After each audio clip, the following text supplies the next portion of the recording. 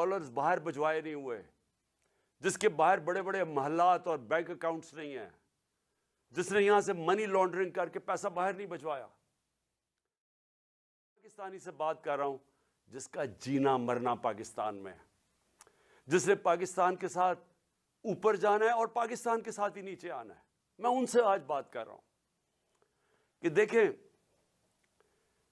جو ایک آدمی کے فیصلہ 8 مہینے پہلے ایک آدمی نے جو فیصلہ کیا، جو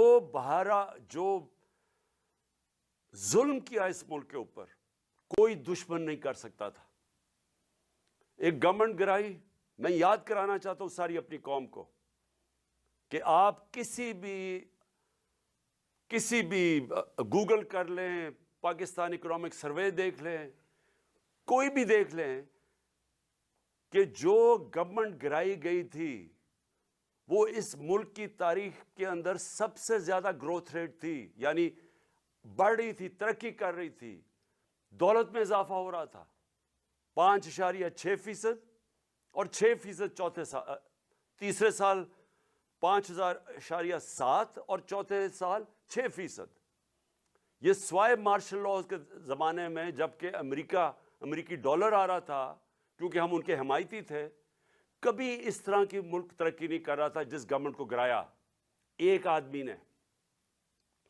اور اس نے جو فیصلہ کیا، آج یہ قوم 8 مہینے کے بعد ہم آج ادھر کھڑے ہیں جدھر آپ کسی شعبے سے، طبقے سے پوچھ لیں، بزنس مین سے پوچھ لیں، تاجروں سے پوچھ لیں، ایکسپورٹر سے پوچھ لیں، کسانوں سے پوچھ لیں، مزدوروں سے پوچھیں، تنخواہ دار لوگوں سے پوچھ لیں، کوئی پاکستان کا طبقہ، ریل اسٹیٹ والا پوچھ لیں کہ کدھر پاکستان کھڑا تھا 8 مہینے پہلے اور کس اندھیرے کے اندر آج پاکستان جا رہا ہے.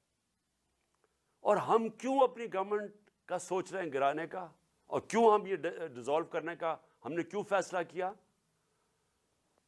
کیونکہ ہمیں خوف ہے کہ اگر اس ملک میں جلدی الیکشن نہ کروائے گئے، یہ ملک جس تیزی سے تباہی کی طرف جا رہا ہے سب کے ہاتھ سے نکل جائے گا.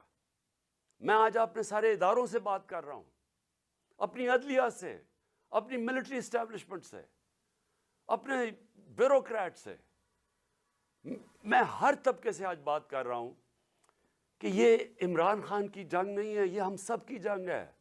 ہاں، میں ان کی جنگ نہیں ہے جن کے پیسے باہر پڑے ہوئے ہیں، جن کی دولت باہر پڑی ہے، جو آتے ہیں پاکستان میں ڈیل کرتے ہیں، این آر او کرتے ہیں، پاکستان آ جاتے ہیں، اور یہاں سے جب لوٹ مار ہو جائے اور پکڑنے کی کوئی حساب کوئی پوچھتا تھا، کوئی احتساب ہوتا تو باہر بھاگ جاتے ہیں اور پھر ڈیل کر کے واپس آ جاتے ہیں. ان کے علاوہ میں باقی پاکستانیوں سے آج بات کر رہا ہوں.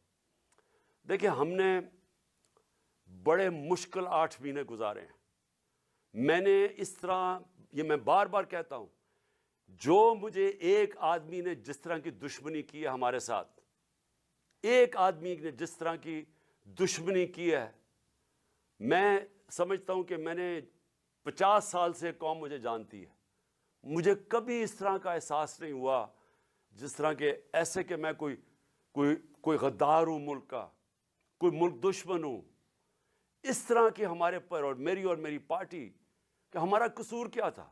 ہمارا قصور یہ تھا کہ ہمیں ہٹا کے جو چوروں کا ٹولہ ہمارے اوپر مسلط کیا گیا وہ ہم قبول نہیں کر رہے تھے، اور وہ یہ قوم قبول نہیں کر رہی تھی.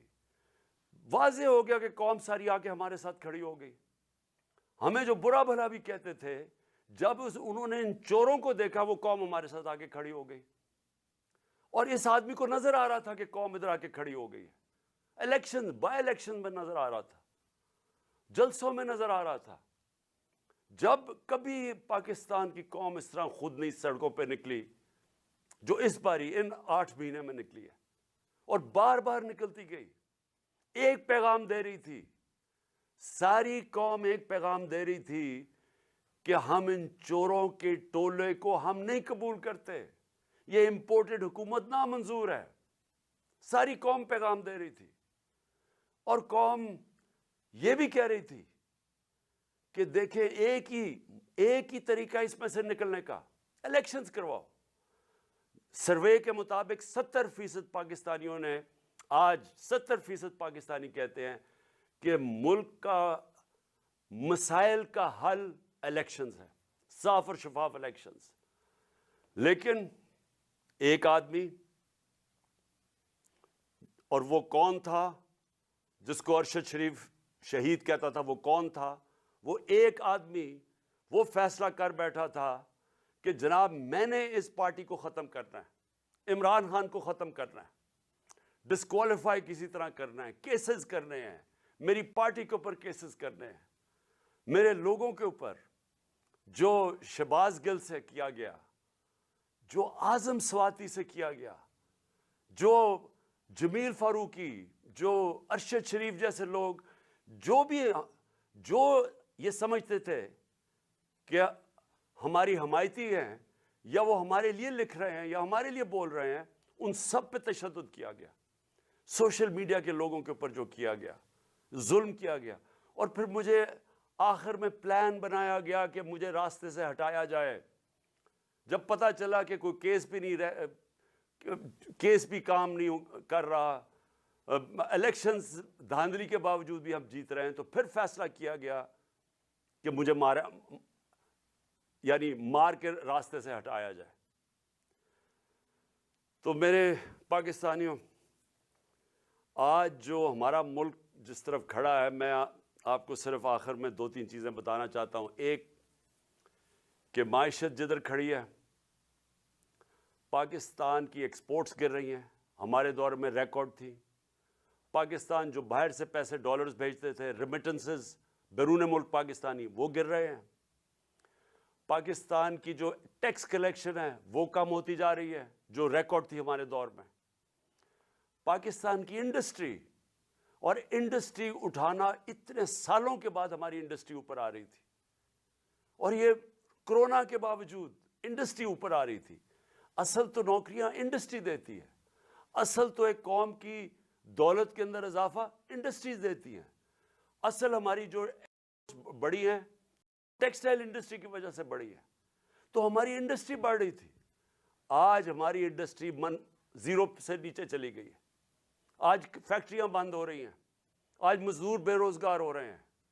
آج جب آپ کی ایکسپورٹس اور ریمیٹنسز جب گرنی شروع ہوتی ہیں تو ڈالر کم آ رہے ہیں، لیکن ڈالر کے قرضے بڑھتے جا رہے ہیں، اور آج ہمارے پاس خوف ہے کہ ہماری اب قرضوں کی قسطیں ادا کرنے کے لیے ہمارے پاس ڈالر نہیں ہے۔ آج ایل سیز نہیں کھل رہی، امپورٹس روکی ہوئی ہیں، اور آگے کوئی روشنی نہیں نظر آ رہی، آگے کسی طبقے کو کوئی روشنی نہیں نظر آ رہی۔ امید ختم ہو گئی ہے پاکستان میں۔ 7.5 لاکھ پاکستانی ملک چھوڑ کے چلے گئے ہیں پچھلے چند مہینے میں۔ جبل علی کے مینیجر بتا رہے تھے کہ 7 مہینے میں جو پاکستانیوں نے انویسٹمنٹ کی ہے جبل علی کی انڈسٹریل اسٹیٹ میں، وہ 10 سال میں نہیں کی۔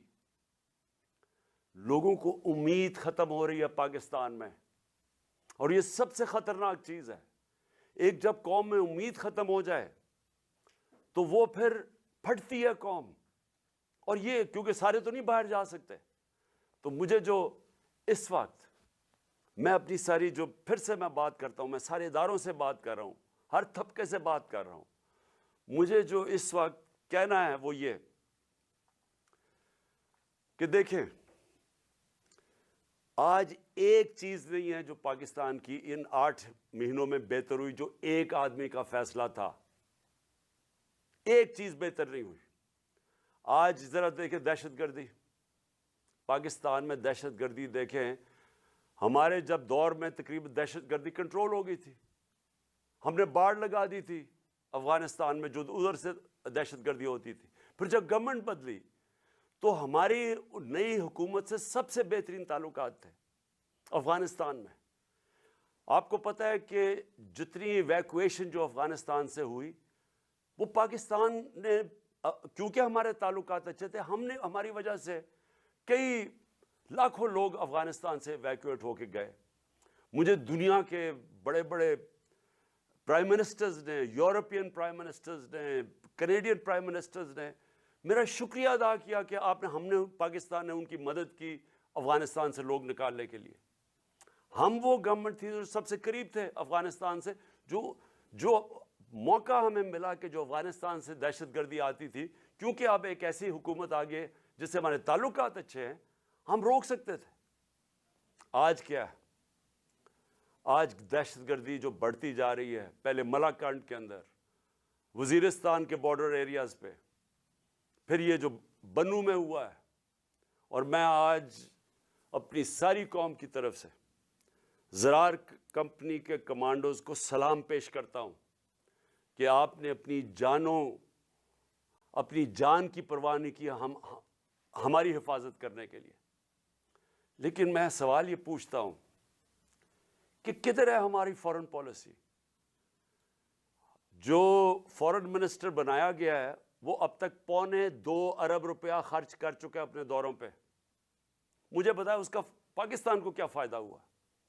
$2.25 ارب خرچ کر چکا ہے اور ابھی تک افغانستان نہیں گیا. ہمیں تو سب سے زیادہ ضرورت ہے کہ ہمارے افغانستان سے تعلقات ٹھیک ہوں, تاکہ یہ جو اب مسئلے مسائل آ رہے ہیں, ہماری جو دہشت گردی ہے, جتنے ہمارے اچھے تعلقات ہوں گے اتنی بہتر چانس ہے کہ ہم دہشت گردی کے اوپر قابو پا لیں. لیکن ہم تصویریں دیکھ رہے ہیں کہ اربوں روپیہ ہم نے جو خرچ کر کے باڑ بنائی تھی, جو فینس بنایا تھا بارڈر کے اوپر, وہ توڑا جا رہا ہے. تصویریں آ رہی ہیں کہ وہ باڑ ہی اکھیڑی جا رہی ہے. تو کدھر ہے ہماری فورن پالیسی؟ اور دوسری چیز میں یہ سوال پوچھنا چاہتا ہوں کہ آج ہمارے پاکستانیوں کو سب سے بڑا مسئلہ کیا ہے؟ کیا ہے سب سے بڑا مسئلہ؟ ایک دفعہ ہماری تحریک چلی تھی, تحریک پاکستان, ملک کو آزاد کرنے کے لیے. پھر ایک دفعہ اور ایک عوام کھڑی ہوئی تھی روٹی کپڑا مکان پہ, کہ عوام کا پہلی دفعہ کسی نے نام لیا تھا کہ ہاں عوام کے بھی مسئلے مسائل ہیں, نہیں تو امیر ہوتا جا رہا تھا. تو یہ خوف تھا کہ عام لوگوں کے پاس فرق بڑھتا جا رہا ہے امیر غریب میں. آج ایک ہی مسئلہ ہے پاکستان کا, اور وہ ہے جس کو انگریزی میں کہتے ہیں رول آف لا, انصاف, قانون کی حکمرانی. یہ جنگ جب تک ہم اب یہ جنگ نہیں لڑیں گے, اور میں اپنی ساری قوم کو کہہ رہا ہوں, جب تک ہم یہ جنگ نہیں لڑیں گے ہمارے ملک کا اب کوئی مستقبل نہیں ہے. اللہ نے ہمارے اوپر ایک چیلنج دے دیا ہے کہ اگر تمہیں پاکستانیوں اپنے آپ کو بچانا ہے تو انصاف قائم کرو. اور انصاف کیا ہے؟ انصاف کا مطلب یہ ہے کہ قانون کے اوپر کوئی نہیں ہے. میں جو بار بار حدیث آپ کو بتاتا ہوں, نبی صلی اللہ علیہ وسلم نے تقریباً 1500 سال پہلے کہہ دیا تھا کہ طاقتور اگر چوری کرے اور اسے نہ پکڑو اور کمزور کو جیل میں ڈالو, چور کو, وہ قوم تباہ ہو جاتی ہے. ہم تباہی کی طرف جا رہے ہیں اگر ہم اس ملک میں انصاف نہیں قائم کرتے. آپ کے سامنے اعظم سواتی ہے, کس چیز کے اوپر اس کو سزا مل رہی ہے؟ کہ کیا اس نے کہا کہ جنرل باجوہ نے این آر او 2 دیا ہے؟ کیا اس کے اوپر سزا مل رہی ہے ایک سینیٹر کو کہ اس کو ظلم کیا؟ اس کو جو یعنی کوئی تصور کر سکتا ہے کہ ایک 75 سالہ آدمی, ایک معتبر, ایک شہری جس نے باہر پیسے بنا کے پاکستان آیا ہے, اپنی انویسٹمنٹ کی ہے, اس سے جس طرح انہوں نے مارا بچوں کے پوتوں کے سامنے, اور پھر اس کو جو ننگا کیا, پھر اس کی بیوی کے سامنے گندی ویڈیو ڈالی. ہمیں یعنی میں سوچتا ہوں کہ اللہ ہم کتنا اور گریں گے. یہ جس ایک آدمی نے فیصلہ کیا ان چوروں کو مسلط کرنے کا, ہمارے سے یہ چور ہضم کروانے میں ہم کتنا اور نیچے گریں گے. کیا کیا نہیں ہوا کہ گندی ویڈیوز, کوئی آڈیوز نکل رہی ہیں, بچے ہمارے دیکھ رہے ہیں, سارے سوشل میڈیا پہ گن دیکھ رہے ہیں, صرف اس لیے کہ کسی طرح بلیک میل کیا جائے, بس کسی طرح یہ ہم ان چوروں کو ہضم کر لیں کہ ہم کہیں جی یہ جو چور اوپر آپ نے مسلط کیے ہیں, جو کہ جنہوں نے 30 سال سے ملک کو لوٹ رہے ہیں, وہ لوگ جو کہ 60% سے زیادہ کیبنٹ ضمانت پہ ہے, کرپشن پہ, اور وہ جو کہ ہر روز کیبنٹ بڑھتی جا رہی ہے, ایک طرف ان کے اوپر خزانہ خرچہ جا رہا ہے, पंजाब के कोई 170 अरब देने हैं, उधर पख्तूनख्वा, अब पख्तूनख्वा की हुकूमत को जिम्मेदार ठहरा रहे हैं दहशत गर्दी का, पैसे तो दिए नहीं उनको। हमने क्यों ज़्यादा पुराना कबायली इलाके के लिए हमने क्यों सबसे ज़्यादा पैसे दिए थे पुराने कबायली इलाके को, मर्ज डिस्ट्रिक्ट्स को? क्योंकि हमें तब भी पता था कि अगर हमने वहाँ डेवलपमेंट ना की और वहाँ मदद ना की, क्योंकि जो सबसे ज़्यादा वॉर ऑन टेरर में इलाका मुतासर हुआ था, वहाँ फिर से मसले शुरू हो जाएंगे। इन्होंने हमें पैसे नहीं दिए, पख्तूनख्वा हुकूमत को पैसे नहीं दिए, उनके तनख्वाहों के लिए उनके पास पैसे नहीं हैं।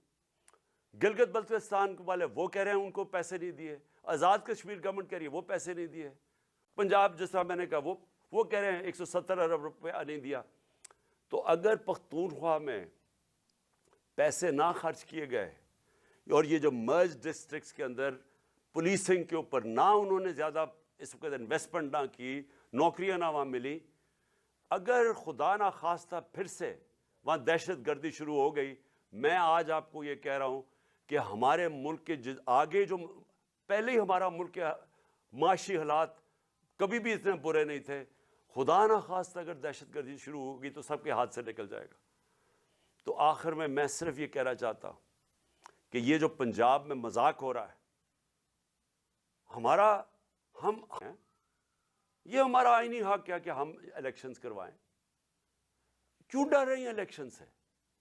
ये हम खुद अपनी 2 हुकूमतों के अंदर इलेक्शन करवाने के लिए तैयार हैं। ये क्यों इतना ज़्यादा तमाशा, कभी गवर्नर रूल लगा दो, कभी कहा जी हम चीफ मिनिस्टर को हटा देंगे, ये क्यों कह रहे हैं? क्योंकि ये डरे हुए हैं आवाम से, ये इलेक्शन से भागे हुए हैं। वो जो बाहर बैठा हुआ है मफरूर एक मुजरिम, वो डरा हुआ है इलेक्शन से, और दूसरा आसिफ जरदारी डरा हुआ है इलेक्शन से। इन्होंने इतनी ज़्यादा चोरी की है इस मुल्क की कि इनको खौफ आया हुआ है। सारी इनका एक 1 पॉइंट एजेंडा है, चोरी बचाने के लिए। पहले चोरी करो, फिर उस चोरी को बचाओ। पहले चोरी करके मुल्क को नुकसान पहुंचाओ, फिर चोरी बचाने में मुल्क को नुकसान पहुंचाओ। इन्होंने जो अमेंडमेंट पास की है पार्लियामेंट में, इन्होंने वाइट कॉलर क्राइम उसको लाइसेंस दे दिया। आज इन्होंने नामुमकिन कर दिया है कि जो पैसे वाले आदमी आज जो चोरी करेगा, नामुमकिन है कि आप उसको पकड़ सकेंगे। नैब के कानून इन्होंने ऐसे बना दिए हैं कि इन्होंने लाइसेंस दे दिए चोरी के लिए, अपने आप को बचाने के लिए मुल्क का बेड़ागर किया इन्होंने। और आज सवाल क्या है कि सारी कौम को पता है, सारे जो चाहे वो इकोनॉमिस्ट है, चाहे वो बिजनेसमैन है, चाहे वो प्रोफेशनल्स हैं, सबको पता है कि इस वक्त इस दलदल से निकलने का सिर्फ एक रास्ता है, साफ और शफाफ इलेक्शन। लेकिन ये जो 2 चोर हैं और इनके साथी जो हैं, ये इलेक्शन नहीं होने देंगे। अपनी ज़ात के लिए, मुल्क की इनको कोई फिक्र नहीं है, क्योंकि इनका पैसा बाहर पड़ा है। इनको कोई फिक्र नहीं है कि अगर मुल्क नीचे जाता है इन्होंने बाहर भाग जाना है। मैं फिर से आखिर में अपने इदारों से पूछता हूँ कि क्या आपको मुल्क की फ़िक्र है या नहीं फ़िक्र? मैं आपसे पूछ रहा हूँ, सारे इदारों से जिनका स्टेक पाकिस्तान में है। मैं उनकी बात नहीं कर रहा जिनका स्टेक मुल्क से बाहर है। जिनका स्टेक आज पाकिस्तान में है, मैं आप सबसे सवाल पूछ रहा हूँ कि क्या आपको आज फ़िक्र करनी चाहिए या नहीं कि हमारा मुल्क तेज़ी से जा रहा है, वो उधर पहुँच जाएगा जिधर खुदा ना खास्ता हम सब के हाथ से निकल जाएगा। जितनी जल्दी इस मुल्क में इलेक्शन करवाएं, हम उतनी जल्दी इस मुल्क को एक मौका मिलेगा हमें कि निकलने का इस दलदल से। जब तक सियासी इस्तेकाम नहीं आता, पॉलिटिकल स्टेबिलिटी नहीं आती, इकोनॉमिक स्टेबिलिटी नहीं आ सकती। इस वक्त ना बाहर के मुल्कों को, ना बाहर की फाइनेंशियल इंस्टीट्यूशंस को कोई एतमाद रह गया है इस गवर्नमेंट के ऊपर, ना इस मुल्क के इन्वेस्टर्स और बिजनेसमैन को एतमाद रह गया इस हुकूमत के ऊपर। तो सिर्फ उन 2 चोरों के चोरी बचाने के लिए, और वो क्योंकि डरे हुए हैं कि इलेक्शन अगर वो हार गए तो इनकी फिर से इनका NRO जो इन्होंने लिया वो ना चला जाए, सारा मुल्क को इन्होंने गिरवी रखा हुआ है। तो मैं आज सारे पाकिस्तानियों को अपील कर रहा हूँ یہ مسئلہ اس وقت نکلنے کا اس عذاب میں سے، اس دلدل میں سے صرف ایک ہے، صاف اور شفاف الیکشن۔ پاکستان زندہ باد۔